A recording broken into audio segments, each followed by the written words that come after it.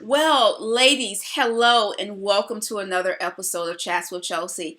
I am stoked. Today I have award-winning actress Nhadya Salomon here with me. You know, some of you may know her as Mindy, as Dorothy, but she is here on Chats with Chelsi. So Nadia, welcome to Chats with Chelsi.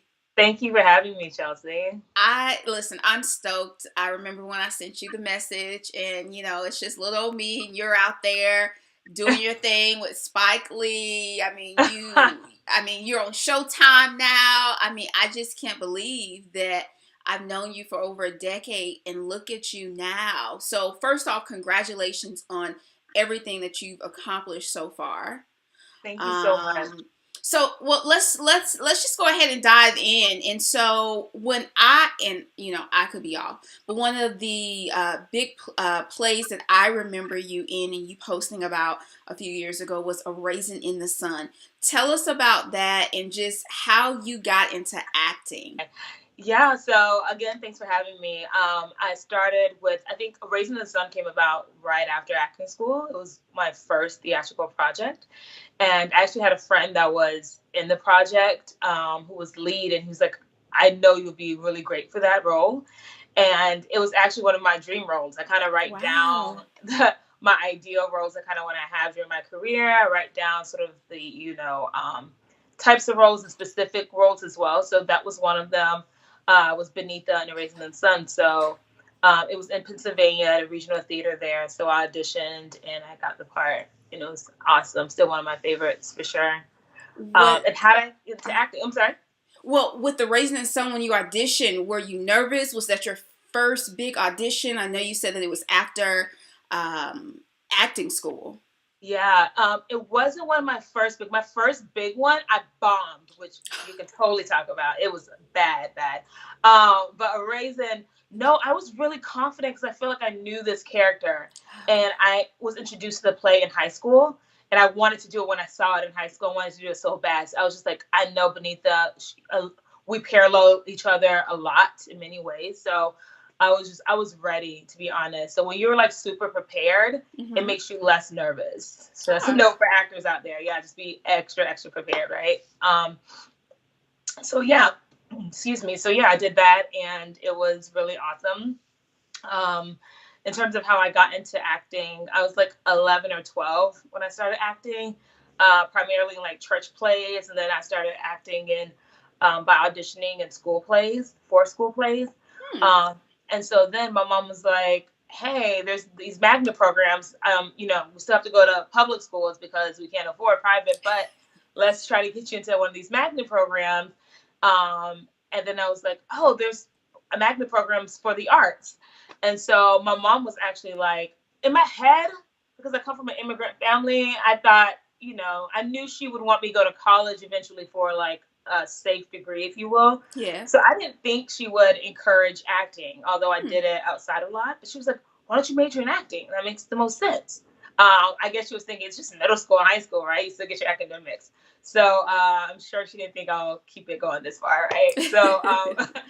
So yeah, that's what I did. I went to La Villa for acting, which is a middle school in Jacksonville, Florida, and then I went to Douglas Anderson, auditioned for that school, and went there for acting as well. So that's kind of how it all started. And then I know you through your sister Tabitha, and she Yeah, and I went to school together for several years. And yeah. so it's just so amazing to see where you are today. So Oh. you were sharing you're from an immigrant family, you're Haitian American, you're bilingual.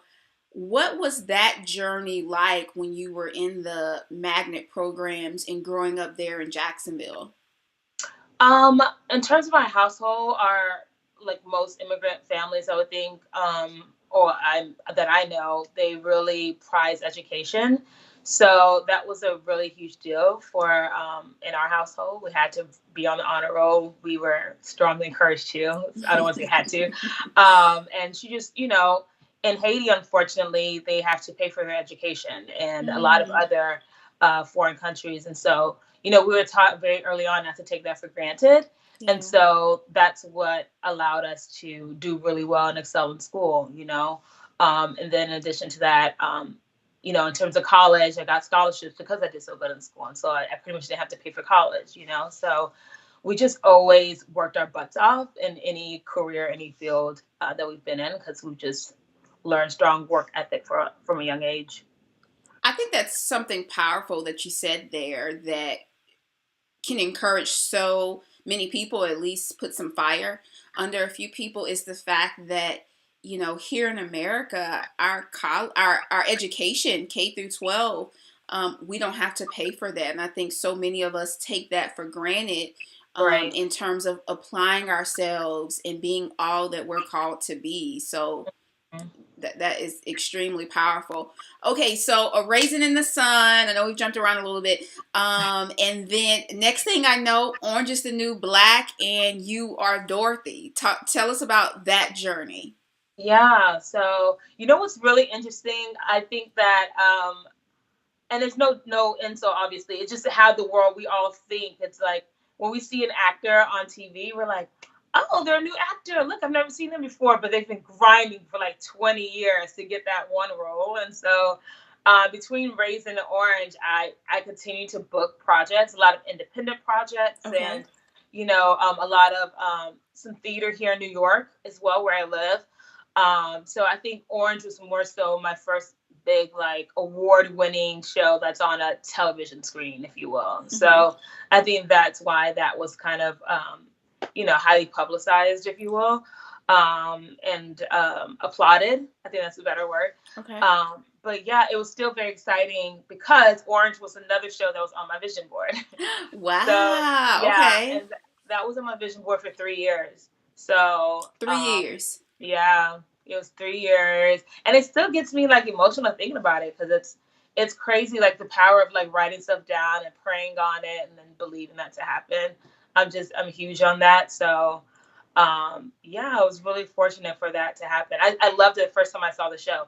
My sister introduced me to the show, actually. I think I was in acting school, and we saw one of the main characters on the train when she came to visit me, Tasty, the girl who plays Tasty on the show. And I hadn't seen the show, and I saw my sister like lit up. She was like, oh, I love her. I love this show. Oh my God. I'm like, girl, chill out, right? I'm going to ask for a picture. I'm like, Dad, we don't ask for pictures in New York. Like, I'm totally telling, like, don't do that. Like, we don't ask.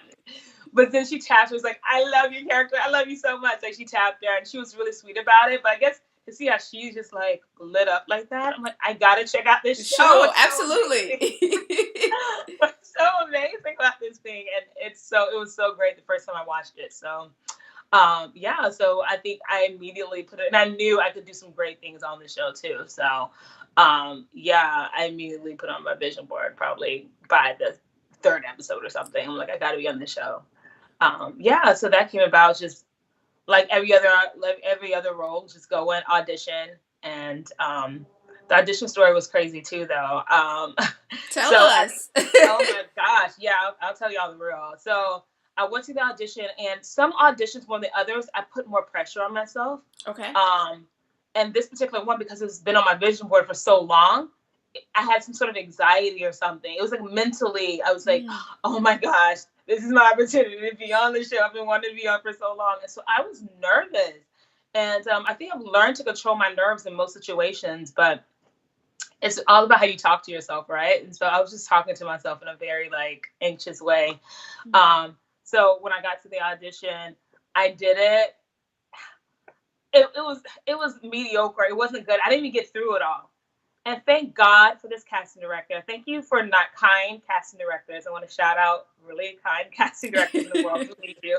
Her name's SJ, is what she goes by. And I was just like, I don't know, after the first line or 2 lines, I was like, I'm sorry, can I do that over? Which you really should avoid doing as an actor, right? And she just like, hey, this isn't a big deal. It's no big deal. Literally, she was like talking me down because you can tell. And she's like, I know auditions suck and we can get anxious, but this is not even a big deal, girl. I'm like, you're right. That's not a big deal.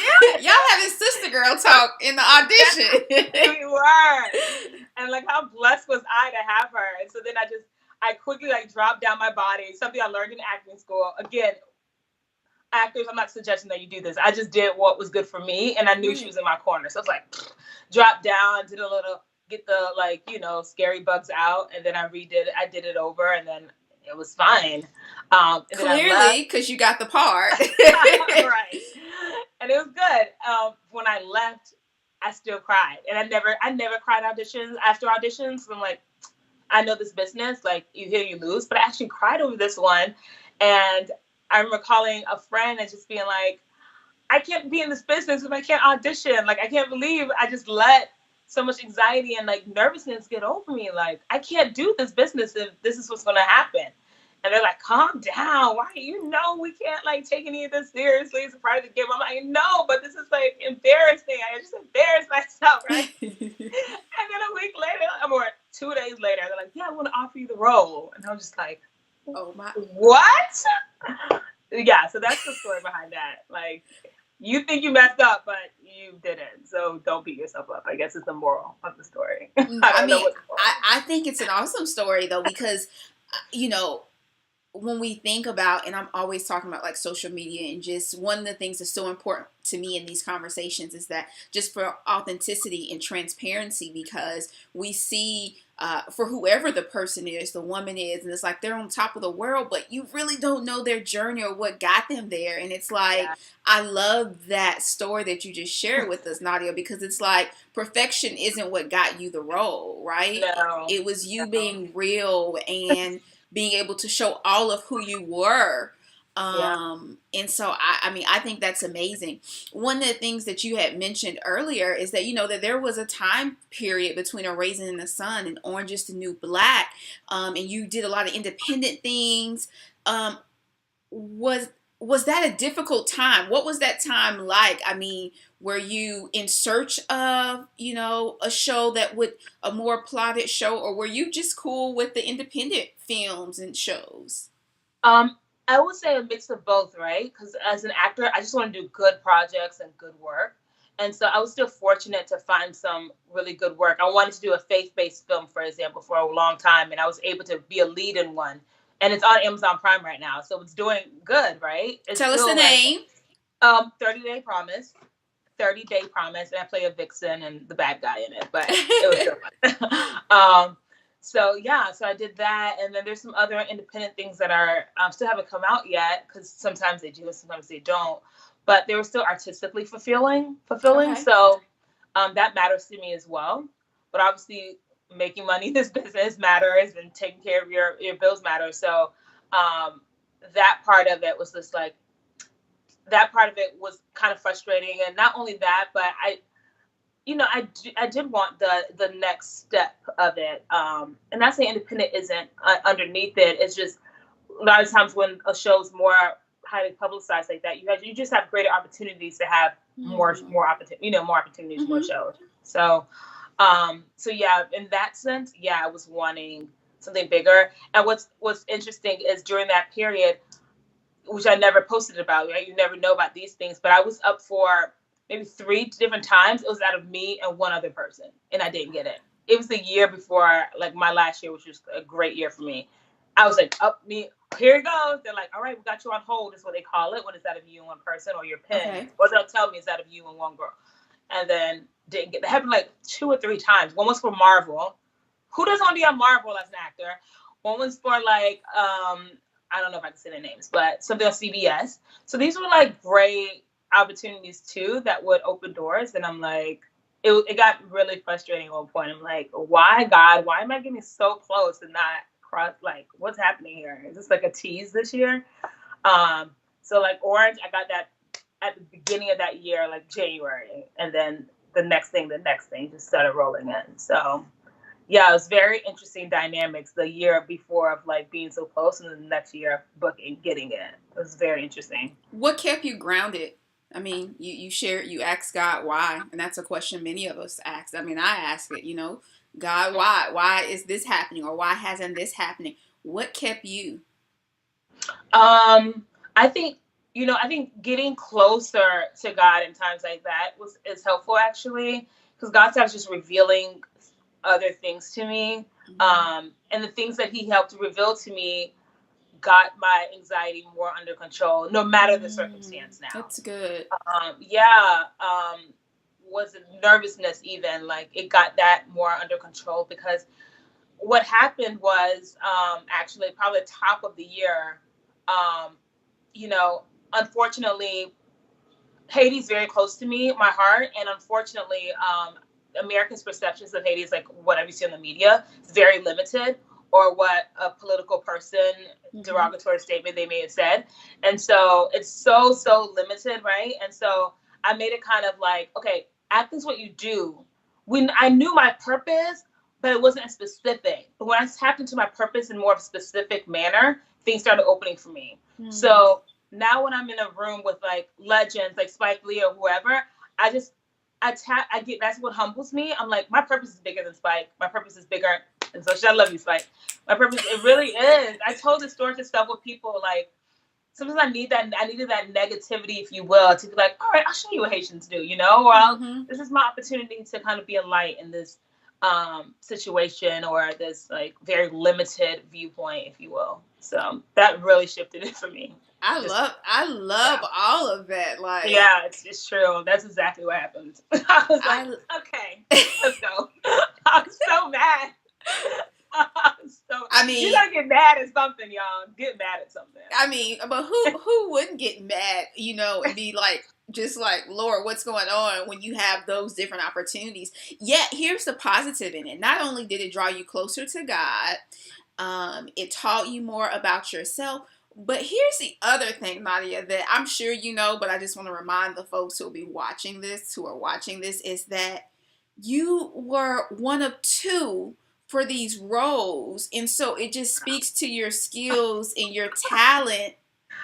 Like, no, I appreciate that. You know, I think that's, I don't know anybody else who's been, no, it's awesome. It is awesome. And that's also what kept me grounded too. I'm like, look how close I am. I used to talk to my sister about it. I was like, what does this mean that I'm so close? She was like, I guess that means you're up next because you're so close. That means it has to be next, right? I'm like, that's what I would think, right? Like, so just talking myself into like why this is happening in a positive manner, I think helped. And then tapping into my purpose in a greater way too, I think, yeah. That is so phenomenal. Okay, so let's move on. And there may be some things in between, so you tell me. But the next thing I'm aware of is Spike Lee, She's Gotta Have It Too. Yeah. Yeah, that's interesting. So, because so auditioning for Spike's show, I don't even know, what do you want to know? Like, how much juice do you want to know? We want all the juice. I mean, we want the juice because we want to know what it's really. You're my Hollywood star this season, so I want to know, like, what's the juice. And then truly though, I want you to be able just to really speak to the young ladies who are watching who want to be in Hollywood. Right. So with Spike Lee's audition, I was asked to come in that day to audition, which has never happened to me. Okay. But I knew it could happen. So they're like, hey, they called my agent, was like, hey, we want her to come in now. So I literally ran to FedEx, printed them out. I like to get with a friend to run through lines, and I help him with his as well. So I just called him. I was like, well, I don't have time to come over. So we just called. We talked about it so minimally. Like, it was not much at all. So it was really, I was like, this is all on me. But he was like, you know this character, this is you. So yeah, the character had a bit of like ratchetness in her. I've seen plenty of that in Jacksonville, Florida. No, I have ratchetness in me, so no insult. So yeah, I was like, oh, I know this girl. Like, we can do this. So I went to, just kind of reviewed it as much as possible on the train, and then met his casting director. Took some risk, if you will, which I always encourage actors to do in every audition. Do something that's like risk taking, and then left, and then got a call back. When I got a call back, it was only Spike in the room and like a cameraman. Yeah, so that was interesting. But I was warned though. My agent said she thinks Spike's gonna be there. So I went there. It was super cool. I love Spike. I think his personality is very much like, when he's in actor's mode, directing mode, he's like business. He can be tough on you. Well, he's not. He's like such a sweet guy. Like, he treats me like a flower. Like, he's so nice to me. He really does. Sometimes I'm like, do you think I'm a baby? Is that why you give me a flower? But it's fine. So yeah, I went in there with him. He made me do it over, y'all, like 3 or 4 times. So Why? I thought he hated me again because he was just like, I came up with some creative stuff. So I'm Okay. like, boy, don't act like this is you coming up with this. So he's like, yeah, I want you to do that again. But I need you to do this step and then do this step, new step of something I came up with in the first place, by the way. So then I'm like, all right, so I did it. He's like, no, cut, no, no, no. And I'm like, I need you to do this. I'm like, oh, okay. Did it? No, stop the camera. So let's run that back. I need you to do this. I need you to milk it. Can you milk it? I'm like, yeah. I didn't understand what you. I got it. I got you, right? Because I really didn't understand what he was like asking for. So I did it, and then he's like, and he's laughed so hard at it. And I was like, oh, okay, so you like it. And then I was like, man, you're silly. And that was kind of like the end of it. You told Spike he's silly? I did, but he was very silly. And then he just kept laughing, and then and that was it. But I felt personal, like he was personable again until director's mode. So yeah, and I do that too in my head. I treat whoever, casting directors, whoever, I kind of try to treat them, which is a good acting book. A friend of mine referred me to. I don't remember the acting book's name. I'm sorry, y'all, but it talked about treating casting directors and directors like your 30-year-old friend. Like they've been your friend for 30 years old, because it's supposed to like help your nerves a bit more. So sometimes, depending on who it is, like I try to bring that in. So I'm like, I would tell my homeboy, and he's silly if he's acting silly. So right. So I'm like, okay. Right, you mad silly. So yeah, that's kind of that story. And yeah, I got that role. And it almost conflicted with another role that you may mention too that I got, but so that was the scary part, but we figured it out. You figured it out, and so after Spike Lee, so now it's Showtime? Yeah. Tell us. Showtime. Yes. So, tell so us. I booked probably Showtime right before Spike, and then yeah, so that was a conflict. So Spike was like, I'm gonna need you to be on set these days, and it was like just 2 days of filming. But Showtime's like, we're gonna need you one of those days, so you can't do Spike. And I was like, my manager was like, there's a chance that this is how this business works, Nadia. I was like, no, I want to do both. Right. And she was like, no, that's how this business works. It's gonna be chances where things are gonna overlap. It's gonna be times like that. And so I don't know. I pray. I don't know. Remember praying. So I prayed so hard. Like I was like, please God, let me find a way for me to do both. So went to Spike. Was like, is there any way we can move my day? He's like, no. Like, people like, we'll get somebody else. We'll get our next person. Like, that's the business, right? So they went to Showtime, and they were like, this is a conflict, blah, blah, blah. So then the creator of the show emailed me directly. She was like, Nadia, please tell me you can do the show still, blah, blah, blah. And I was like, yeah, I hope so. But she had priority, honestly, so I couldn't let her go. But I appreciated her feeling like there was a chance I would leave. So she just like, we'll make it work. So they literally switched the set dates for me, which I'm so grateful for. They literally, like, who does that? It's like 100 people on set. Like, that was such a blessing. So, and they knew it was Spike. So, I mean, no one wants to say no to Spike Lee. So yeah, that's what happened. How would you describe? I mean, so we've talked about some of the, we talked about the play Raisin Sun, and just kind of hit on some of the bigger parts that you've had so far in your career. I mean, how would you describe your career to someone else? Oh my gosh, I usually just say like, hey, I started off when I moved to New York, I was in corporate America. I started off there actually after college. I continued doing acting in college, but I majored in management at the University of Florida. And so because my mom then, and by college time, she's like, I want a major that's safe, not blah, blah. And so, we're very much want to please our parents too. I mean, let's be honest. So I did that. And, but I continued acting outside of that. And she still saw my plays, supported them. So I still had that balance, if you will. So after college, I jumped into corporate America. Amazing job, made great money. Money that you'd be like, why would you leave to like potentially go broke for some years, right? So it was awesome, but I was so miserable. I was low key depressed, not low key. I was depressed. I got depressed. Just the politics in corporate America that was happening in that job was really tough. And so when I left, I applied to a few acting schools. I did some research. When I knew I was about to leave, right? Like I don't know, within that last year, and then yeah, and then I chose the conservatory I went to, and it was life changing. It was so good. And so yeah, I went to that conservatory. Then when I graduated, I'd say that I definitely did more theater. Started off in more theater, and then gradually got into TV film. So yeah, I did a couple TV things like on the ID channel, like in Okay. between, but it was primarily theater. Did you think it would take you this long to make it to the TV screen, to the big TV? I thought it would take longer. Wow. Yeah, yeah. I thought because when I got out of acting school, the auditions I got, I was so shocked. Because I had heard from everyone, don't expect when you graduate to get these types of auditions. It's okay if you don't, blah blah. And I knew everyone wasn't getting those opportunities, and it's fine. Like you're not. I hear you're not supposed to right out of school, right? So I had some stuff on my resume, but nothing really television wise, really. So I don't know, just fortunate. And when the first, and I think that's why I bombed too, because I was so shocked. So probably my first two auditions out of acting school was for a film opposite Taraji P. Henson in a film. I bombed it so bad. Like when I say so bad, and my sister was visiting me that summer.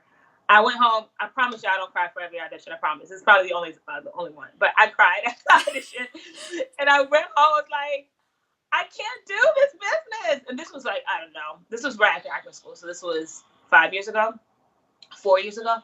I was like, I can't, how am I supposed to be in this business? I can't audition. Like, I bombed. Like, it was so bad. I don't know what I did. I think I lost my line. I had to like, hold on. Like, it was so, like, when I say it was like a nightmare, I had to be like, wait, I'm sorry. Like, you know what I mean? Literally looking for my line for a good, not trying not to exaggerate here, a good 20 to 30 seconds. Imagine 20 seconds if somebody's going, like, it was so bad. And it was like 9 or 10 people watching me in the room too, because it's a movie for Taraji, right? Right. So yeah, I have my stories. So yeah, my sister was like, seriously, you're gonna give up this career over one audition? You know, just like, that's true though. And I was like, but you don't understand. How am I supposed to do it if I can't? You have to know how to audition. Like, that's the whole point of it. That's the part of the game, unfortunately. Like, I wish they would be like, oh, yeah, we know you're good. Like, come on. Like, okay. But that's not how it works. So, yeah, I don't remember the question, but it's okay. That brings me back. I'm like, oh, my gosh. It's okay. I mean, I'm learning. I'm enjoying.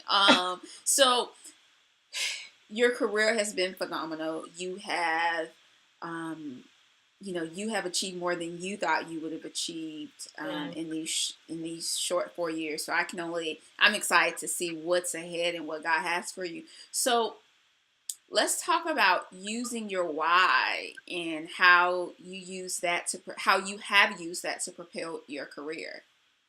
Yeah. So I kind of touched on that a bit actually when I said, when someone's like, man, this last year was so like a breakout year for you, like what happened?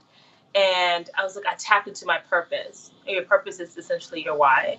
So I want to like just encourage viewers to do that, right? Find out what gets you going in the morning. Who are you doing? Whatever career you're in, what outside of yourself, bigger than you, can propel you to do bigger and better things. So that when nerves come up, that when criticism comes up, ridicule, there's plenty of bullies. I'm sure there's someone that's like saying something mean about my work somewhere. I don't know. I try not to look at any of that kind of thing, but to have you're like, my purpose is so much bigger than that stuff, it doesn't even matter. And I'm not gonna front, like, it doesn't even matter. That's such a strong word, right? I think I'm super sensitive, and I think that's what makes me a good actor, but in life it's tough sometimes. So I know that there are things that could potentially really hurt my feelings. But again, it's kind of like rearranging your brain again, if you will, or your focus, excuse me, and saying, okay, but what is all this for in the first place? It's bigger than this. It's bigger than criticism. It's bigger than, meeting celebrities, or, being intimidated by a celebrity in a room, a director in the room. So yeah, for me, that was like, for me, in college, I started a nonprofit called Hope for Haiti. I'm not over it anymore, but, that's always been on my heart. I've always done outreach things in Haiti, and I volunteer now with immigrant kids. And so that's always been something been very close to. And so for me, hearing, I already knew the media doesn't always show every, positive thing about Haiti or Haitians in general. But for me, even hearing, the negative things that I heard last year from such, quote, respected leaders or leaders of this country, it really made me tap into that why in a more specific way for me. Just so that I'm like, okay, this is bigger than me. This is for future Haitian, this is for our Haitian children. These are for immigrant kids. These are for kids in general who are from low income backgrounds like I'm from. To know that, all things are possible, no matter, so for me, that was my why. What's bigger than you, right? And my family is also a big part of my why as well. They inspire me every day. So that's another big part of my why. But yeah, so a why for someone else may be, oh, my mom didn't. And the actor actually hit me up 2 days ago, and he was just like, can you give me any advice at all, blah, blah, blah, because he's in school. And exactly what I said to him. I was like, what's your why? Because like, it could be, that was the example I gave him. It's like, hey, it could be your mom didn't get a chance to achieve her dreams. So every time I walk into a room, I'm doing it for my mom, who didn't have that opportunity or didn't take on the opportunity because she was so busy raising us. So yeah, that is a huge message I would like to kind of pass along there. And I appreciate it. Thank you. Yeah. For not only for sharing that message, but your journey continuing to be one that is an example of the message that you are sharing to the world. And so, and literally to the world through your talents, and then, even in the rooms that you're in, I think it speaks to the fact that, and you were sharing a little bit about it earlier, just sticking to your why, no matter who you're in the room with or what that celebrity is, staying grounded. What can you tell us about your future projects? What we can expect from you? What's going on? What's the tea? So, future wise, I'm getting into more writing myself. Okay. I'm really interested in like producing and writing and creating some stuff on my own. Wow. So yeah, so I'm just tapping into as much as that, getting inspired by everyone, everything in my life. I think I want to write something with, or I am writing a lot of things involving comedy. Interestingly enough, I booked like all comedic things pretty much this last year, like Orange is the New Black, which is a dramedy, right? Comedy. My character was a comedic character, and She's Gotta Have It. And then SMILF is what it's called on Showtime, that show, and that's a comedy. So I'm really falling, and it's so interesting because I thought I was gonna be this dramatic actress, and I was told I would be too, Yeah. my teachers, and so, well, my teachers said I could do both, but then mentors were like, "Oh, I see more drama." I just encourage people to just go with the flow. Don't stick with anything. Take everything with a grain of salt. You know what I mean? So yeah, so I think that's kind of more so. And then I'm doing a lot of press and stuff like that for Showtime right now. So writing, producing, that's next. You talked about your why. You told us these amazing stories, and walked us through your journey thus far of where you are, Nhadya. What will be your final words as we close out to young women who want to be in Hollywood? Get good training, good acting training. Really tap into your reason of why you want to be in this business. Really love it, because there's going to be some really low days and some really high days. So really just fall in love with the craft of acting and all that it comes with first. Just learn to fall in love with that. And for those who want to keep up with you outside of seeing you on their TV screens, how can they follow you, Nhadya? Yeah, my first and last name on pretty much every social media platform. So my name's spelled a little funky, but it's Nhadya, and my last name is Solomon, Salomon, and that's everywhere. Same thing, Nhadya Salomon. Everywhere, and you have a Yeah. website. Same thing. Yep, NhadyaSalomon.com. Well, Nhadya, I have enjoyed catching up with you, learning more about your journey. And so thank you so much for joining me here today on Chats with Chelsi. Thank you so much for having me. This is fun. Because I This get nervous about these sort of things, girl. But this is fun. I appreciate it. this is awesome. Well, ladies, be sure you follow Nhadya. You make sure you are watching her on the big screen. Go catch up on some of her past work as well and get ready for the amazing things she's going to do, because she's going to be bringing some more things to your TV screens and to theaters nearby. So, ladies, have a great day, and I look forward to seeing you for the next Chats with Chelsi.